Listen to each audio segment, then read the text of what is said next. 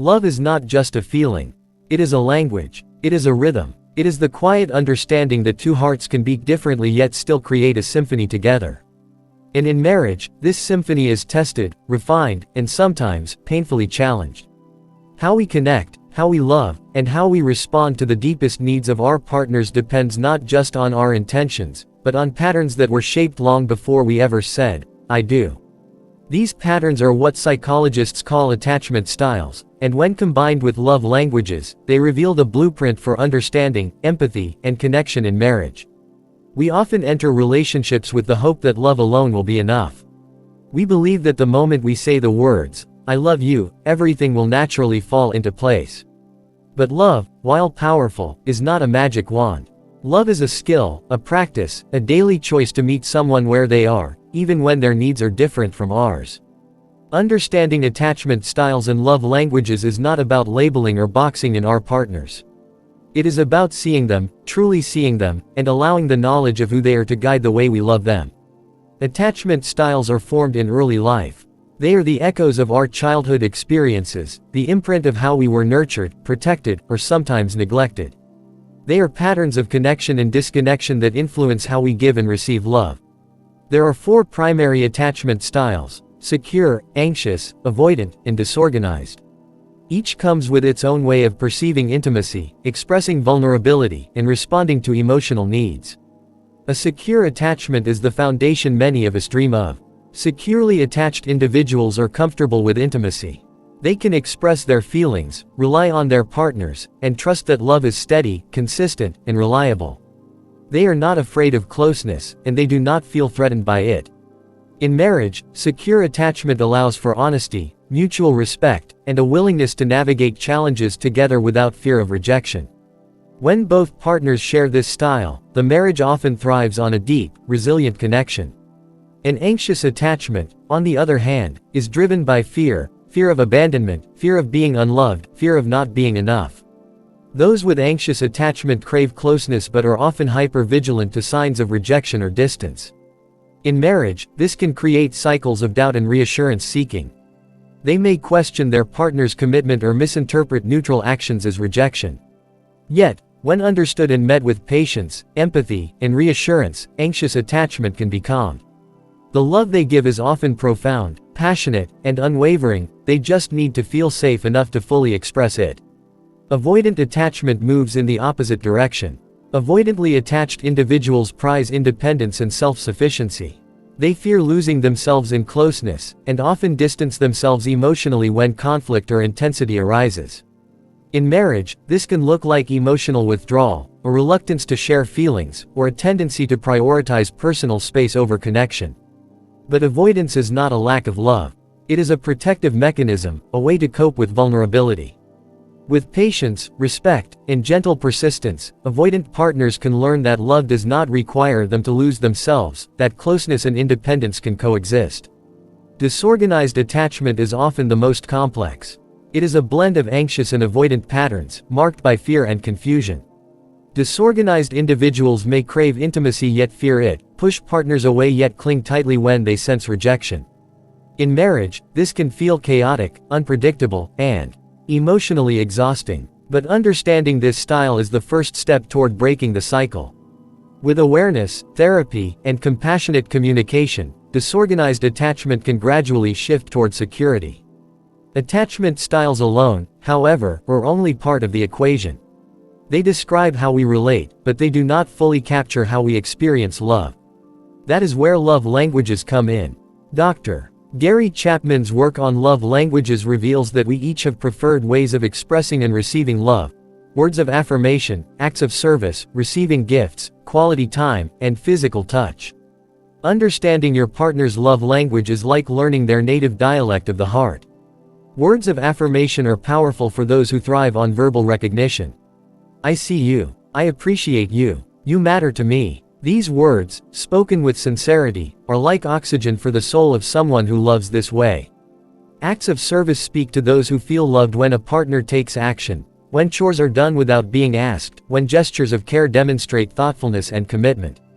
Receiving gifts is not about materialism, It is about the symbolism of thoughtfulness, a tangible reminder that you are seen, valued, and remembered. Quality time is the currency of attention. For those who prioritize it, presence is love. It is not enough to be in the same room, it is about being fully engaged, undistracted, attentive. Physical touch is the language of closeness, a simple brush of the hand, a hug, a kiss. For those who speak it fluently, touch communicates love in a way words cannot. Marriage becomes a delicate dance when attachment styles and love languages intersect. Imagine an anxious partner who craves constant reassurance paired with an avoidant partner who fears emotional intensity. Conflict can arise not from a lack of love, but from misunderstanding. The anxious partner sees withdrawal and feels rejection, while the avoidant partner sees seeking and feels smothered. Here, knowledge is transformative. Awareness allows couples to respond with empathy instead of reacting with frustration. The anxious partner learns that distance is not abandonment, while the avoidant partner learns that reassurance is not suffocating. Similarly, love languages can bridge the gap between attachment needs. A partner with anxious attachment may find profound comfort in words of affirmation and quality time, while an avoidant partner may express love through acts of service or small, thoughtful gestures. The key is noticing, learning, and intentionally speaking each other's languages. It is not a test, it is a practice. In the quiet moments of marriage, when dishes are stacked in the sink, bills are piled on the table, and exhaustion weighs heavy, love languages and attachment awareness become the secret threads holding the tapestry together. When one partner says, "I'm tired," and the other responds with a warm gesture, a listening ear, or a heartfelt affirmation, the bond deepens. When a pattern of withdrawal or anxiety arises, recognizing it as an attachment style rather than a personal attack opens the door to dialogue instead of defensiveness. Understanding these patterns is not about excusing hurtful behavior. It is about seeing the heart beneath the behavior. It is about choosing love, even when love is challenging. Marriage is never a perfect equation. It is not always a fairy tale. It is messy, beautiful, and real. And it is in that messy reality that true growth occurs. Every couple will face moments of misalignment, of pain, of frustration. The partner with secure attachment may feel tested by the intensity of an anxious partner. The avoidant partner may feel trapped by the demands of emotional closeness. The key is not to avoid conflict, but to navigate it with curiosity, empathy, and respect. Ask questions. Listen deeply. Reflect without judgment. Speak in the languages your partner understands. And above all, hold space for the emotional realities of both partners. It is also essential to remember that attachment styles are not fixed. They are patterns, and patterns can change with conscious effort, vulnerability, and a supportive environment. A marriage that invests in self-awareness, emotional intelligence, and intentional communication fosters growth. The anxious partner can learn to self-soothe. The avoidant partner can learn to embrace intimacy. The disorganized partner can find stability. And in turn, love becomes not just an emotion, but a practice, a deliberate act of connection and care every day. Marriage is also a mirror. It reflects the parts of ourselves we might prefer to ignore. Our triggers, our insecurities, our fears. When we feel hurt, it is often a call to look inward, to understand why something resonates so deeply. Attachment styles are mirrors of our early experiences, but in marriage, they become opportunities for healing, for rewriting the narrative.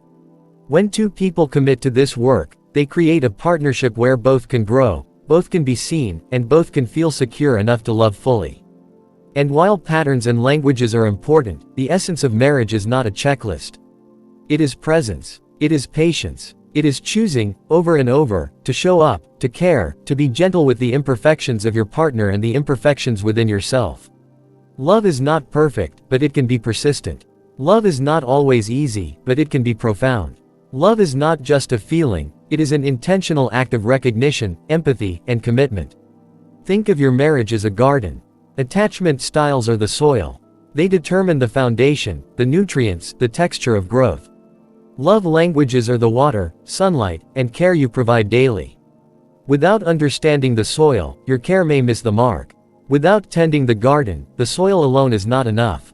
Together, knowledge and practice create life, beauty, and resilience. And like any garden, there will be seasons. Some will be bountiful, some will be challenging, But with attention, commitment, and love, even the toughest seasons can yield growth.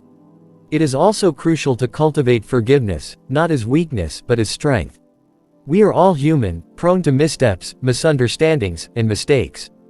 Attachment styles and love languages do not excuse hurtful behavior, but they provide a framework to navigate it. When a partner reacts from fear, insecurity, or habit, understanding the why allows us to respond with compassion rather than retaliation. Forgiveness in marriage is the bridge that allows connection to continue, even when wounds have opened. Finally, remember that marriage is a journey, not a destination. There is no final moment when everything clicks perfectly. There is no endpoint where understanding is complete. It is a continuous process of learning, adjusting, and choosing love again. It is in the daily choices, the small gestures, the patience in the quiet moments, that marriage flourishes. Understanding attachment styles and love languages is not a one-time lesson. It is a lifelong conversation, a skill that deepens with practice, and a key to unlocking the profound potential of love. So, look at your partner with new eyes. Listen with intent. Speak in their language. Notice the subtle ways they express love, even when it does not look like yours. Acknowledge your own patterns, your triggers, your attachment needs. Communicate openly. Hold space. And never underestimate the power of understanding in marriage.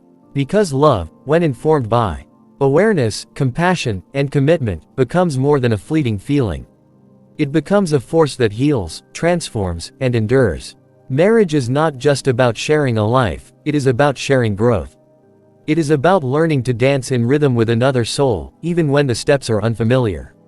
It is about choosing empathy over judgment, patience over frustration, and connection over distance.